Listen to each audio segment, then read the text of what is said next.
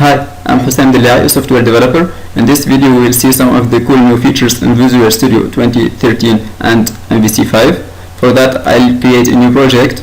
I'll be targeting the web, ISP.NET Web application. Let's call it MVC5 demo. Click OK. And here I'll choose the MVC template and create new project. This will take a while because it's doing a lot of stuff.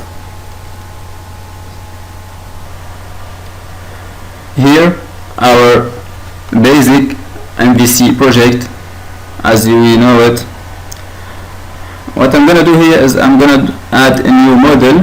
For that I'm gonna add a new class. I'm gonna call it person. Click add, and I'm gonna add some properties that I prepared. It's an ID, full name, profession, and an age. After that I'll have to click F6 to build my project. Then I'll go to the controllers folder and add.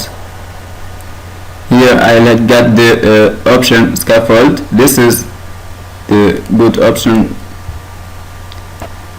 And here I'll choose MVC5 controller with rewrite actions and views. Click add.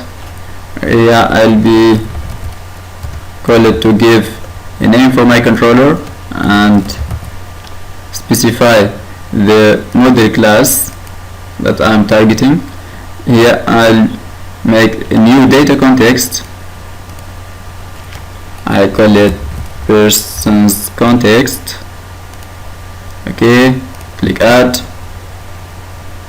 and here it'll add some new files in my project. It added a person's context.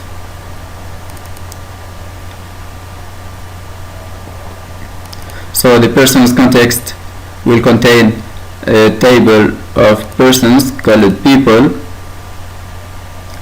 And then in the controllers it added a person's controller that uses that person's context database with all the actions that will be needed to manage that person's table.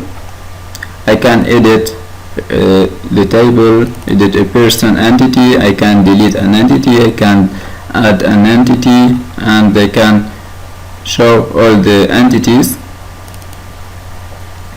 And here in the views folder it added a new folder called persons.